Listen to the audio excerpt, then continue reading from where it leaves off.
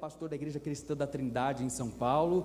O pastor Paulo Romero é assembleano, se converteu em São José dos Campos. Quem fez o casamento dele foi o pastor Perácio Grilli, que foi um dos presidentes dessa igreja, que o Sérgio e a irmã Helena estão ali, né? Uma alegria muito grande. De sorte que o pastor Paulo Romero é alguém nosso, alguém da casa. E acima de qualquer coisa, ele também é fundador da Agir, uma pessoa que caminha muito na área apologética. Ele é conhecido pela área apologética, mas antes de qualquer coisa e acima de tudo, pastor Paulo Romero é um servo de Deus, e é uma alegria muito grande recebê-lo aqui essa noite. Que o Senhor abençoe e use aqui mais uma vez entre nós. Muito feliz de estar com vocês aqui novamente essa noite. O ano passado estivemos juntos e eu fui grandemente abençoado. Às vezes a gente pensa que vai no lugar para dar e acaba recebendo. Às vezes fazemos uma visita para um enfermo, pensando que vamos levar conforto, e saímos confortados. Então a minha alegria é grande de estar com vocês, e é um privilégio também estar com vocês. Eu trouxe meu material, porque se eu não trago, tem irmãos que reclamam, mas por que não trouxe? Devia ter trazido. Então eu trouxe. Se alguém quiser adquirir, se não adquirir, eu não vivo disso. Eu vou voltar para casa muito feliz. Mas eu tenho também CDs. Está me ouvindo? Acho que cortou um pouquinho. Eu trouxe CDs também de estudos, pregações, que vocês podem depois passar lá embaixo, perto da banca lá do César, e está lá o meu material exposto, se alguém quiser adquirir. Para a nossa reflexão hoje à noite, quero ler com vocês no livro de Atos, porque sei que esta é uma reunião também hoje de consagração de obreiros, diáconos e presbíteros. É isso mesmo? É isso mesmo.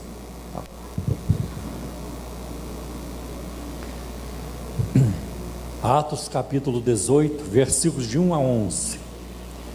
E este texto descreve a estadia do apóstolo Paulo na cidade de Corinto.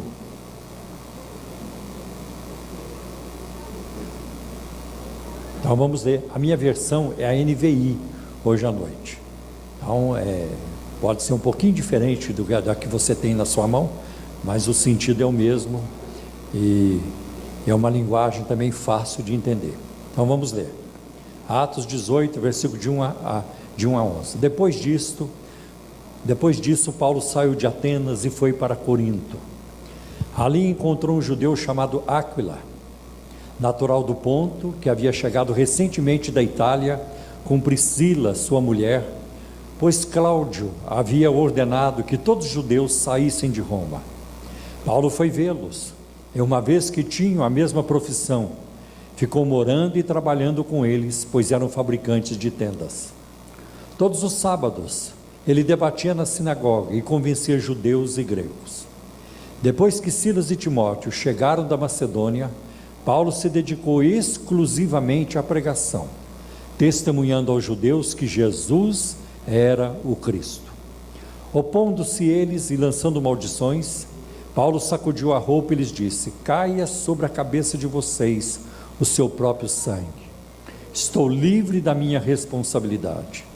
De agora em diante irei para os gentios. Então Paulo saiu da sinagoga e foi para a casa de Tício Justo, que era temente a Deus e que morava ao lado da sinagoga. Crispo, chefe da sinagoga, creu no Senhor, ele e toda a sua casa. E dos coríntios que o ouviam, muitos criam e eram batizados. Certa noite o Senhor falou a Paulo em visão: não tenha medo, continue falando e não fique calado, pois estou com você, e ninguém vai lhe fazer mal ou feri-lo, porque tenho muita gente nesta cidade. Assim Paulo ficou ali durante 1 ano e meio, ensinando-lhes a palavra de Deus. Paulo estava em Atenas, de acordo com Atos capítulo 17, e de lá ele foi para a cidade de Corinto. Nos dias de Paulo, a cidade de Corinto contava com cerca de 250 mil habitantes livres e uns 400 mil escravos. Sob vários aspectos, principalmente no aspecto comercial. Corinto era a cidade principal da Grécia. A cidade ficava na rota dos viajantes e comerciantes e tinha 2 portos. As mercadorias fluíam pela cidade desde a Itália e da Espanha, a oeste, e da Ásia Menor, da Fenícia e do Egito, a leste. Um autor chamado Farrar, ele escreve: os objetos de luxo encontravam logo seu caminho nos mercados que eram visitados por todas as nações do mundo civilizado. Bálsamo árabe, tâmaras da Fenícia, marfim da Líbia, tapetes da Babilônia, cabelo de cabra da Cilícia, lã de Licônio e escravos da Frígia. Corinto era a feira de vaidades do mundo antigo. Corinto foi uma cidade pecaminosa. Ela tinha uma reputação por sua prosperidade material, mas era também sinônimo de pecado e de imoralidade. Tanto que a palavra no grego corintianizar tinha chegado a ser parte do idioma grego e significava viver ébrio, bêbado e na corrupção moral. A palavra Corinto era sinônimo de corrupção. E na antiguidade havia uma fonte do mal em Corinto que era conhecida em todo o mundo daquela época. Sobre o istmo havia uma colina chamada Acrópolis, e sobre ela estava o grande templo de Afrodite, a deusa do amor, a deusa do sexo. A ele pertenciam 1000 sacerdotisas, que eram prostitutas sagradas, e que ao entardecer desciam da Acrópole e se ofereciam nas ruas de Corinto. Além desses pecados, abundavam em Corinto práticas terríveis, que tinham chegado com os comerciantes e os marinheiros de todas as partes do mundo, até que Corinto não só foi sinônimo de riqueza e de luxo, mas de alcoolismo e corrupção e também de imundície. Corinto foi marcada pela cultura grega. Seus habitantes interessavam-se pela filosofia grega e tinham a sabedoria na mais alta estima.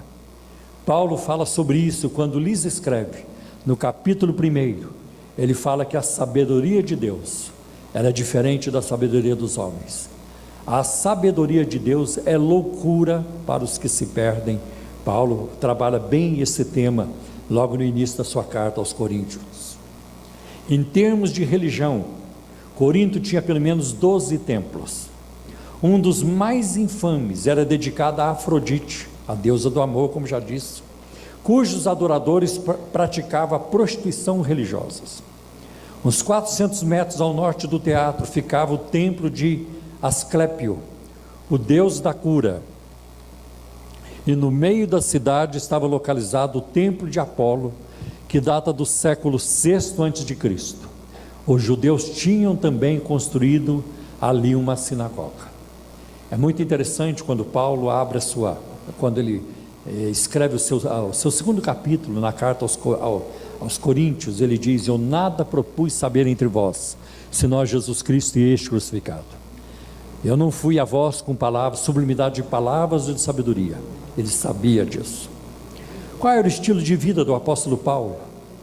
Nós temos aqui no texto que lemos um quadro vívido do tipo de vida que Paulo vivia. Paulo era um rabino, mas de acordo com a prática judia, todo rabino devia ter uma profissão. Não devia receber dinheiro por pregar e ensinar, mas sim devia ganhar a vida com seu próprio trabalho e esforço. Porque os judeus exaltavam o trabalho. Eles diziam: amém ao trabalho.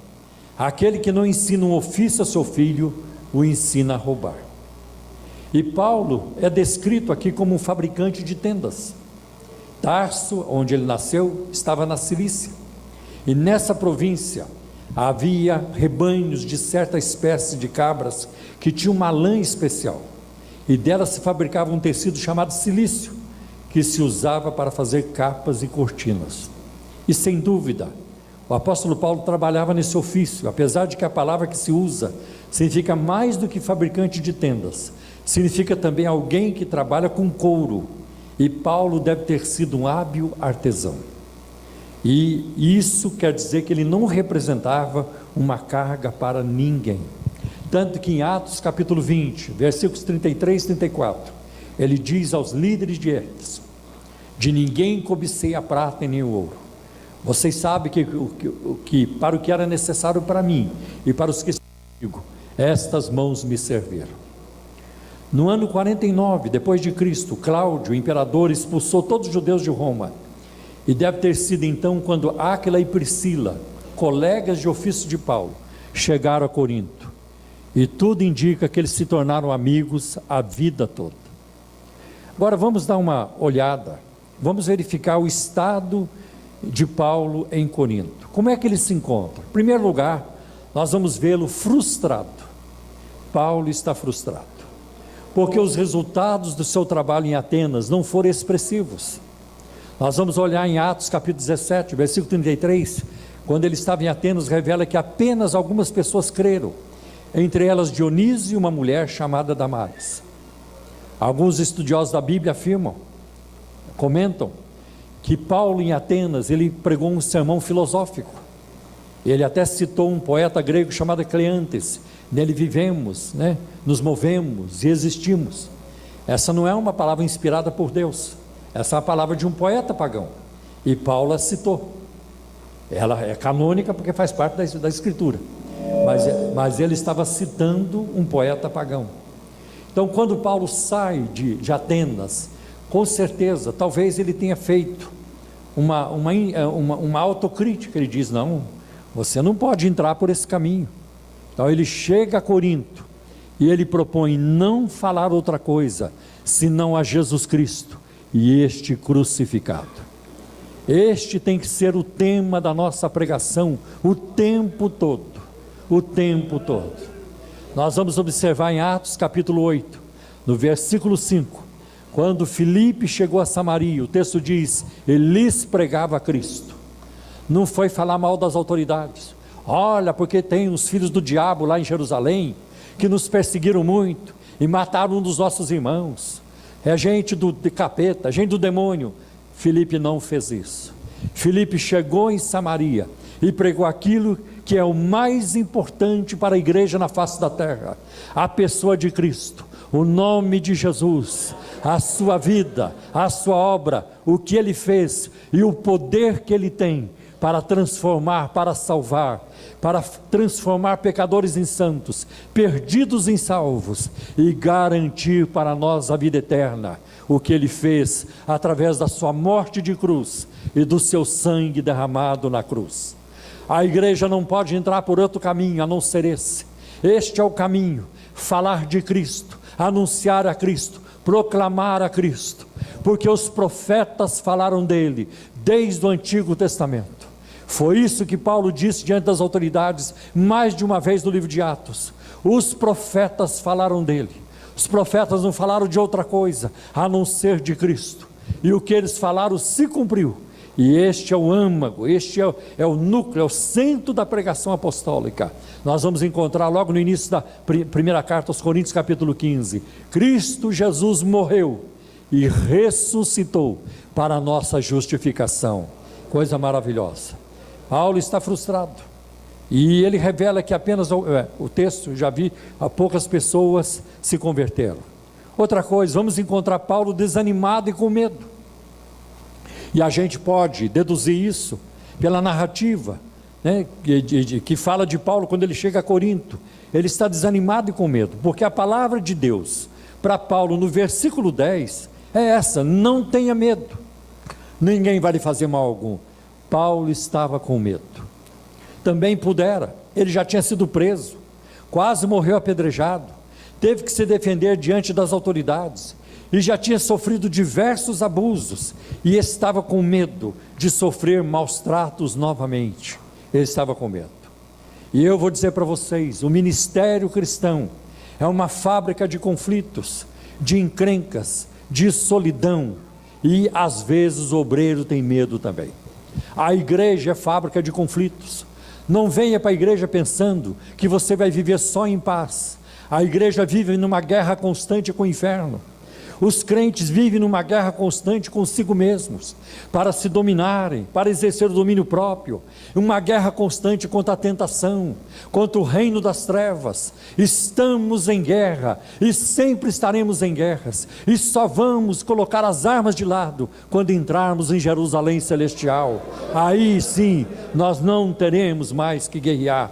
Mas hoje à noite, estamos em guerra contra o inferno, estamos em guerra contra as hostes infernais, estamos em guerra com todo o conselho que se levanta contra Deus e contra a palavra de Deus. Existe, desde que o cristianismo existe, uma conspiração no mundo, orquestrada pelo reino das trevas, para desconstruir a palavra, para desviar a igreja do seu caminho, do seu foco. Mas nós não podemos dar ouvido a isso. Precisamos permanecer naquilo que Deus nos ensinou, que a palavra de Deus é verdadeira, que o Deus da Bíblia é um Deus confiável, que Ele tem um plano, Ele tem um projeto, Ele tem um desígnio, e esse seu plano se cumpre em Jesus Cristo, e a igreja faz parte disso também.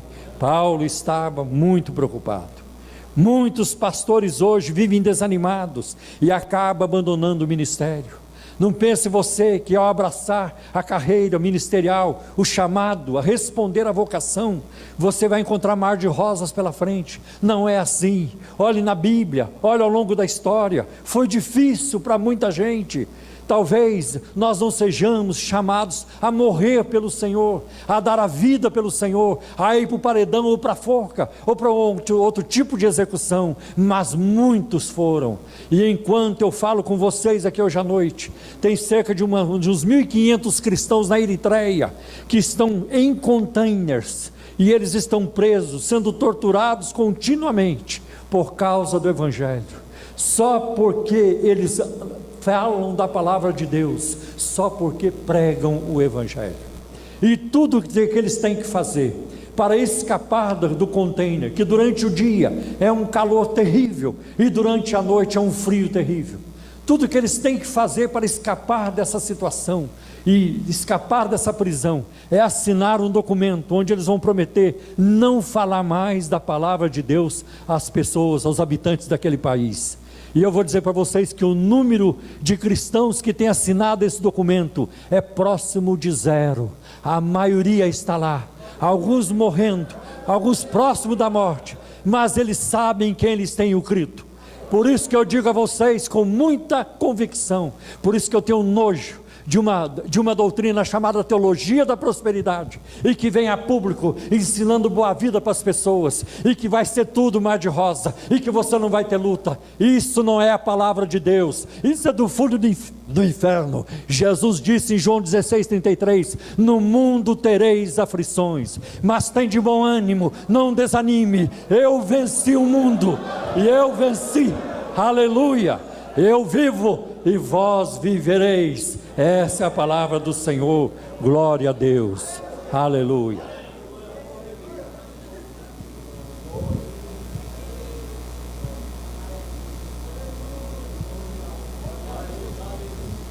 O pior inimigo do obreiro e do crente em geral é o pecado. Não é a luta, não é a ingratidão, não é alguém desvalorizar você, não é alguém te esquecer. Pode ser que eu tenha falando com alguém aqui hoje à noite que está aí esperando para ser separado para diácono hoje, ou quem sabe para presbítero. E pode ser que hoje à noite você vai para casa sem nenhuma consagração, e você vai emburrado para casa. Ninguém lembra de mim, não aconteceu nada comigo, eu não tenho valor para ninguém. Isso está errado. Você não tem que ficar procurando posição na obra de Deus. Vai para a rua distribuir folheto, vai para a praça, vai servir a Deus. Ninguém precisa de título de diácono, de presbítero, para ver a glória de Deus. Ninguém precisa. Não sai emburrado. Quem tem um plano na sua vida não é o pastor Clementino. Quem tem um plano na sua vida não é Madureira. Quem tem um plano na sua vida não é a igreja de Guarulhos. Quem tem um plano na sua vida é o Senhor do universo, o Criador de tudo. Aleluia. E ninguém frustra os planos dele. O que ele tem para você vai acontecer. E não vai acontecer como você espera, porque se acontecer como você espera, é merreca, é muito barato, é muito pobre. Vai acontecer como ele espera, como ele já determinou, como ele já decidiu. Aleluia. Quem é o teu Deus? abraça o teu Deus, submeta-se a Ele. Paulo se sentiu só. Nós vamos ver em Atos capítulo 17, versículo 16, mostra que ele estava sozinho, ele estava só em Atenas. Timóteo e Silas estavam ocupados com a obra de Deus em Filipos. E eu vou lhes dizer que desânimo e solidão formam uma poção venenosa. Muitas pessoas acabam dando fim às suas próprias vidas em tais situações. Desânimo e solidão. Mas Paulo tinha um outro problema financeiro. Ele escreveu aos Coríntios, em 2 Coríntios 11, 9: quando estive entre vocês e passei por necessidade, não fui um peso para ninguém de vocês, pois os irmãos, quando vieram da Macedônia, supriram aquilo de que necessitava. Fiz tudo para não ser pesado a vocês, e continuarei a agir assim. É uma vergonha o mundo evangélico de hoje, igrejas que abrigam cantores, que cobram 50 mil, 40 mil, 30 mil, 80, 120, isso não é cristianismo, isso nada tem a ver com a palavra de Deus. Ninguém entra no ministério para enriquecer, o ministério não é para enriquecer ninguém. Eu ainda sou de uma época, e o pastor Clementino muito mais do que eu, em que as pessoas renunciavam para servir a Deus. A loja estava vendendo bem, o camarada acabou de passar no vestibular para fazer um curso tremendo, e ele dizia: eu não vou conseguir, não posso mais ficar aqui. Eu tive um pastor que ele estava na alfaiataria, ele era alfaiate, e Deus o chamou: vai pregar a minha palavra. Como é que eu vou viver? Pela fé. Abandonou uma situação confortável e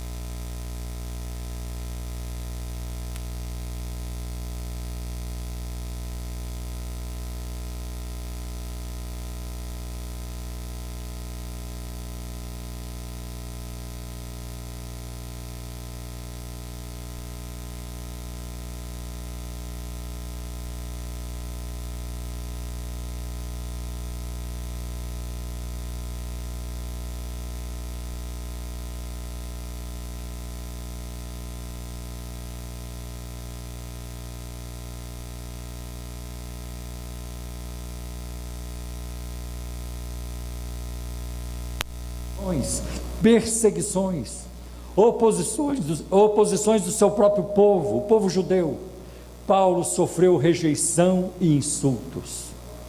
Agora, como é que Deus tratou Paulo? Como é que Deus tratou o seu servo?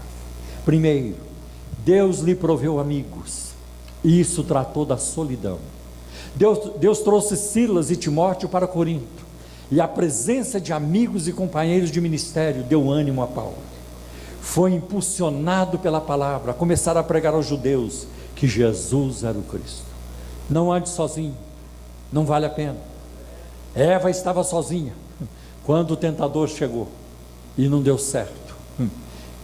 Arranje um companheiro, arranje amigos, construa relacionamentos duráveis e saudáveis, vai te ajudar na caminhada. Não vale a pena caminhar sozinho. Então Deus lhe deu isso. Outra coisa que Deus deu a Paulo: provisão. Silas e Timóteo trouxeram uma oferta em dinheiro para Paulo, lá da igreja de Filipos. Tanto que vocês vão ver depois em Filipenses 4, ele agradece. E isso possibilitou a Paulo dedicar mais tempo ao ministério da pregação.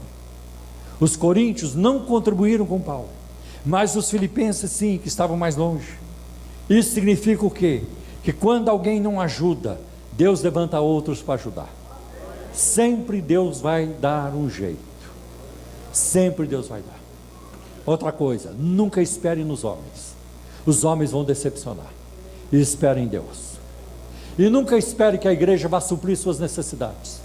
Porque no dia que ela não puder, você vai ficar com raiva da igreja. Então confie que Deus vai cuidar de você. E Ele tem muitas maneiras de fazer isso na sua vida. Como isso é importante. Paulo contou com a hospitalidade de Tício Justo, que servia a Deus e morava ao lado da sinagoga, bem pertinho. E Tito Justo foi provavelmente um dos gregos interessado na religião judaica que Paulo encontrou lá na sinagoga. Ele o conheceu na sinagoga. Como é que Deus ajudou Paulo? Deus lhe deu frutos no ministério. E isso é fantástico. Trabalhe, não para construir sua reputação, mas para ser fiel a Deus. Nem todos aqui vamos ter grandes ministérios. Nem todos aqui vão ter igreja com 50 mil membros, 20 mil membros. Isso não é o mais importante. O mais importante é você ouvir, e eu também ouvi um dia de Jesus: bem-estar, servo bom e fiel. Fiel. Se Deus te der um grande ministério, a responsabilidade aumenta e você vai ter muito mais canseira, pode ter certeza. Então fique na vontade de Deus, o que Ele quiser da sua vida. Tem pessoas que Deus envia para uma prisão e ficam lá tanto tempo. E Paulo, quando termina o seu ministério, no fim da vida, ele não tinha uma igreja. Aliás, todos o abandonaram. E ele morre só. Mas ele morre cheio de confiança no Senhor. Como ele demonstra em 2 Timóteo 1,12. Eu sei em quem eu tenho crido. E que Ele é poderoso para guardar o que lhe confiei até aquele dia final. Deus lhe deu os frutos então. Os frutos começaram a surgir. Crispo, chefe da sinagoga, creu no Senhor, ele e toda a sua casa. Vocês já imaginaram a confusão que deu na sinagoga? O chefe da sinagoga não vem mais. Cadê o Crispo? O Crispo desviou. O Crispo caiu da fé. O Crispo está com aquele chato, aquela peste chamada Paulo. Porque Paulo é chamado de peste no livro de Atos.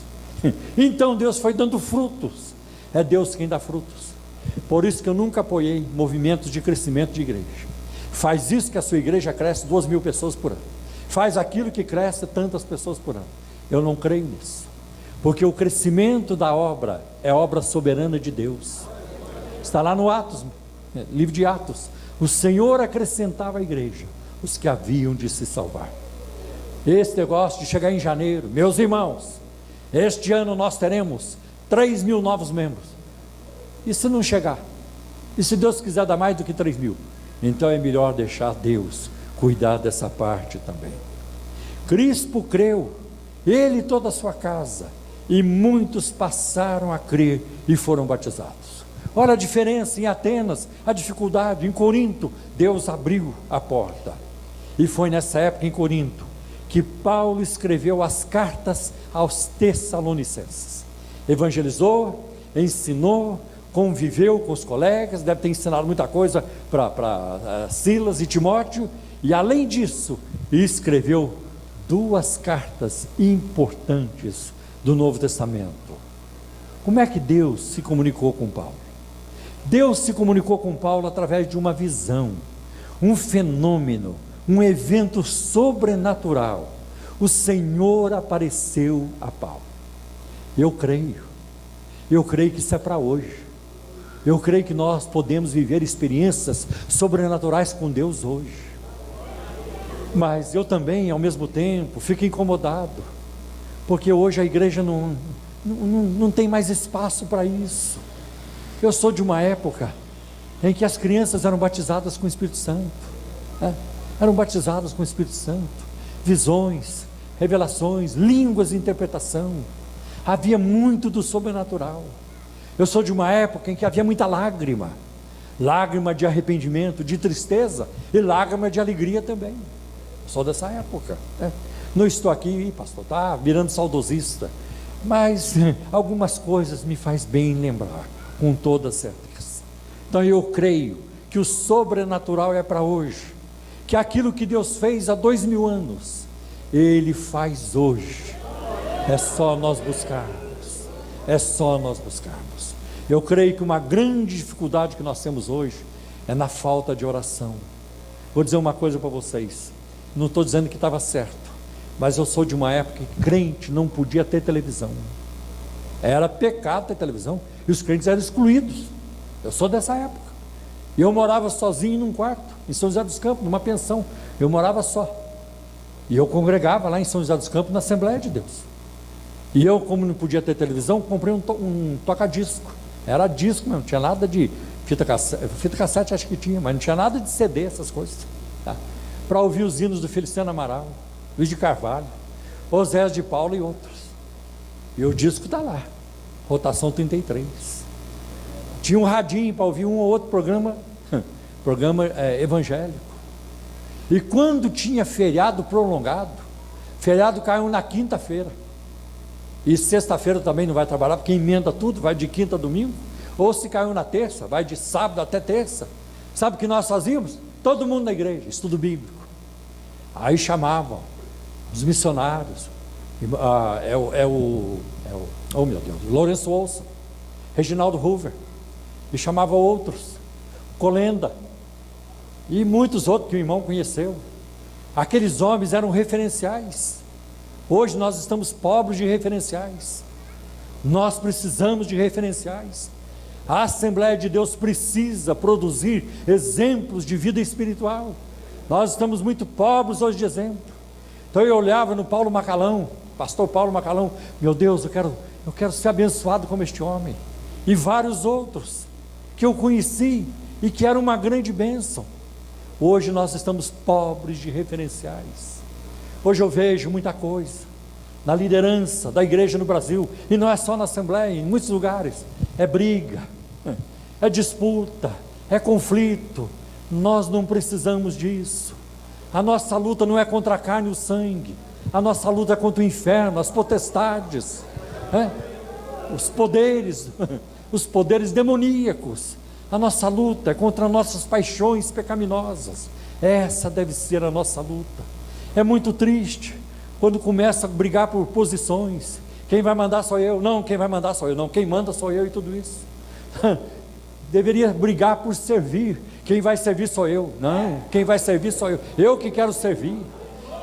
Quem vai carregar os bancos sou eu, quem vai limpar o banheiro hoje sou eu, e assim por diante. Você não ouve mais, infelizmente. E Jesus é o grande exemplo de servo, e a Ele devemos imitar. É triste dizer, mas é uma verdade.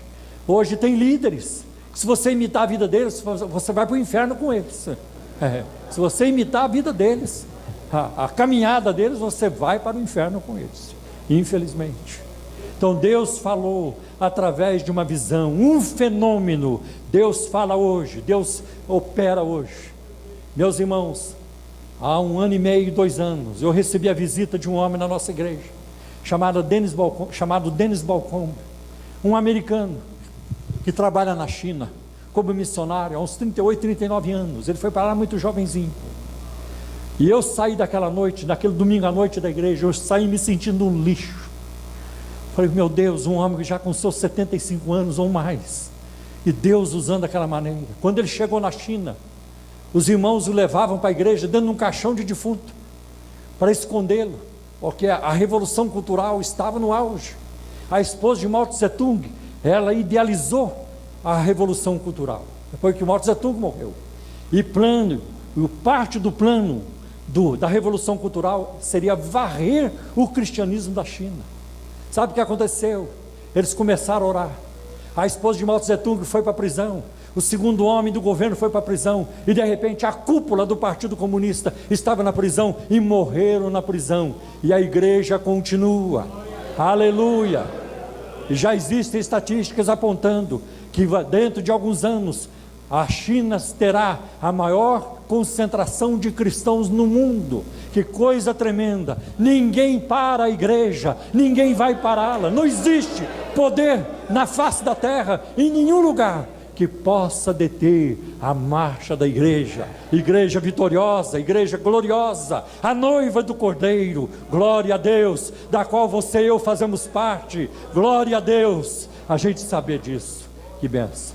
E ele contando o que Deus fazia, a pregação, foi abrindo igreja, nem cadeira tinha nas igrejas, todo mundo em pé, para não ocupar espaço de tanta gente que tinha. E ele foi falando dos milagres que Deus foi fazendo. Outra coisa, houve uma mensagem de Deus para Paulo: não temas. Eu já li que essa expressão aparece 79 vezes na Bíblia.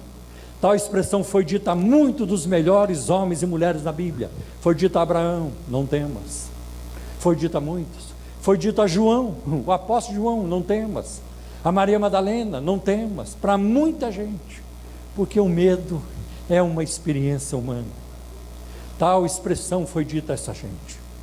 Agora, quando você ouve alguém dizendo para você, não tenha medo, não temas, é uma coisa. Agora, quando você ouve isso dos lábios divinos, quando você ouve o próprio Deus falando, aí já não é profetada, aí é algo totalmente confiável. Se Deus te diz, não temas, você não terá nada a temer.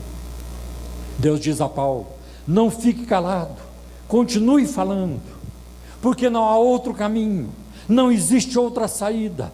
O caminho e a saída é continuar a falar, a pregar e a ensinar a palavra de Deus. Olha o caos em que vivemos hoje. Estamos saindo de uma troca de governo efetuada há pouco tempo. A Operação Lava Jato revela o quadro de corrupção terrível em que se encontra a nossa nação, e nós não sabemos de tudo. Tem muita coisa ainda para vir à tona, e tudo isso. Mas no meio de tudo isso, eu creio que a palavra de Deus é que prevalece. A saída é pela palavra de Deus. A igreja do Senhor não tem compromisso com a esquerda, porque a esquerda é corrupta. A igreja não tem compromisso com a direita, porque a direita também é corrupta. A igreja tem compromisso com a palavra de Deus, é com o evangelho da graça de Deus. Aí está o compromisso da igreja, é com isso. Não tem outro jeito de nós caminharmos. Então não podemos esperar outra coisa. Não espero que os dias melhores virão do Planalto, ou que virão do Supremo, ou que virão do governo, do Estado, da Prefeitura. Virão do Senhor, da sua palavra, quando esta nação se curvar, quando a igreja começar a ser sal da terra e luz do mundo, e dar testemunho do Evangelho. Então não fique calado. Outra coisa que Deus deu a Paulo, companhia constante. Ele disse, eu estou com você, nunca deixei de estar com você, conta comigo, eu estou com você. Vai chegar momentos na sua vida que você vai se sentir só, Deus nunca te abandona. Isso foi também um antídoto para a solidão de Paulo.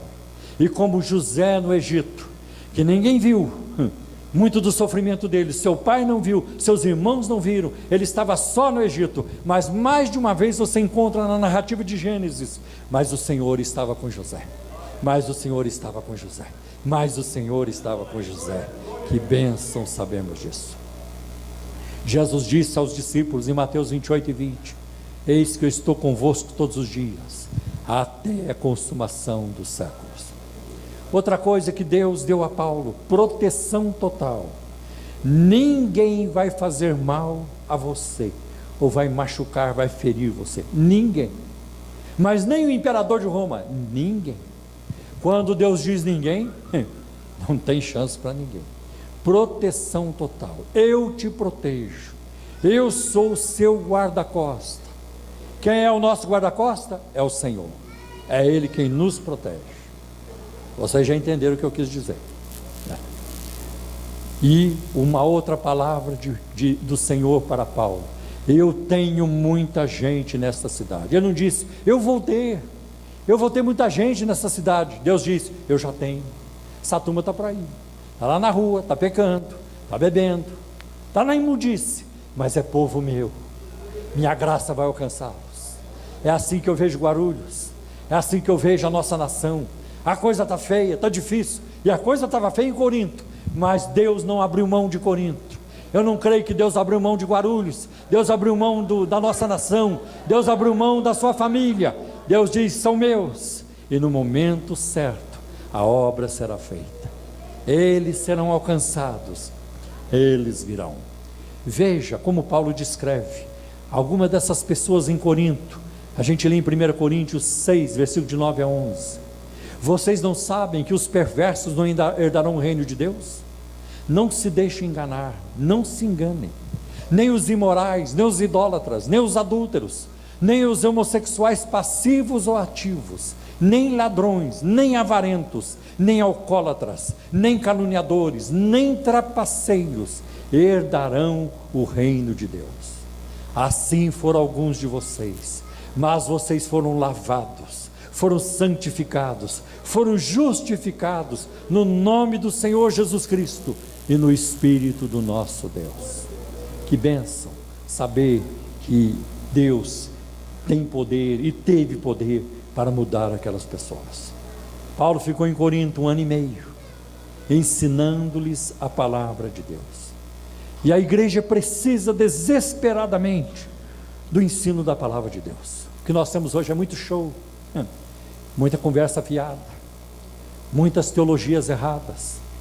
O que nós temos hoje são assembleias de Deus imitando, igrejas que não têm postura, não têm doutrina, não têm o que ensinar, é só no pragmatismo, aquilo que funciona, aquilo que dá certo, redefine a conversão.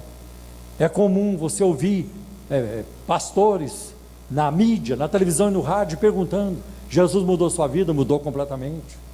Agora estou com 2, 3 carros, agora já comprei uma casa na praia. É assim que Deus está mudando a vida. O Deus deles está mudando a vida deles. Antigamente era diferente, os testemunhos eram assim: saúde os irmãos com a paz do Senhor. Não estou dizendo que tem que ser essa saudação, mas era assim. Irmãos, eu era um perdido, eu era um alcoólatra, eu era um viciado. Jesus me transformou, Jesus me deu paz. Irmãos, eu era isso, eu era aquilo, e Jesus me transformou. Aleluia, glória a Deus. Parece que antigamente a preocupação do Senhor era transformar muito mais a pessoa do que as coisas que ela tinha. Hoje o Deus dessa gente está muito mais preocupado em transformar as coisas delas do que elas mesmas.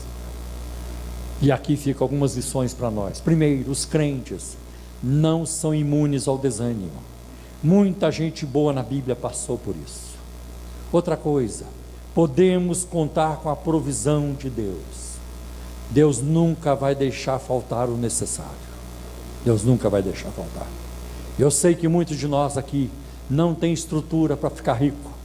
Se cair uma bolada na nossa cabeça, na sua, talvez na minha também, nós vamos ficar pirados, vamos ficar doidos. É capaz de até abandonar a fé.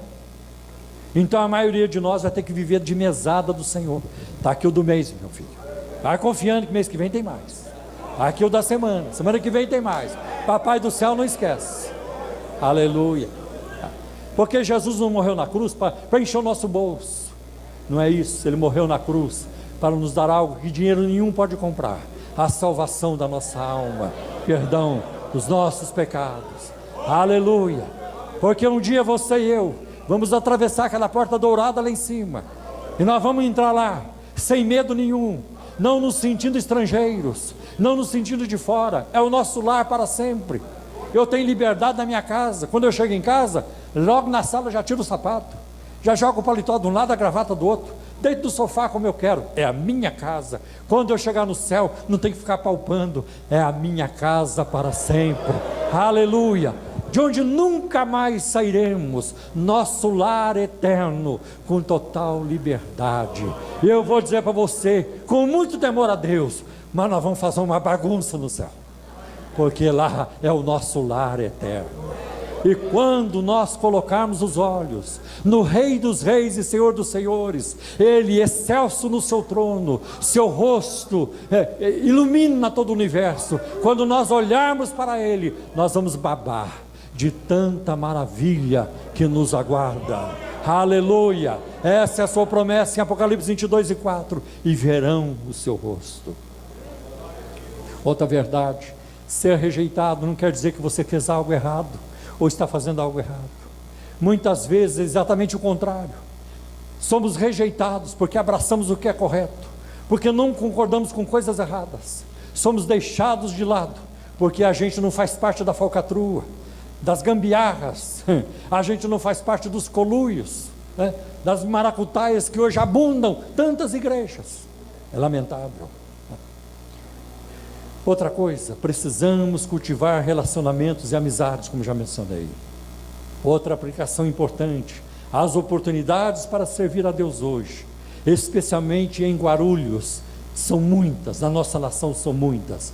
Assim como Paulo teve oportunidade, você também tem. Deus tem muito povo nessa cidade e nação. Há muita gente para ser levado a Cristo. Arregaça as mangas e faça a obra de Deus. Não se preocupe com os resultados. Deixe os resultados para Deus. Deus te chamou, não foi para fazer sucesso, mas foi para ser fiel. Isso é o mais importante. É o mais importante.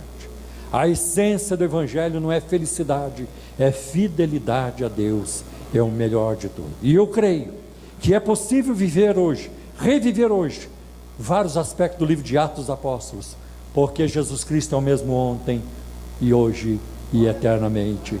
Amém. Glória a Deus. Vamos curvar nossas cabeças, por gentileza.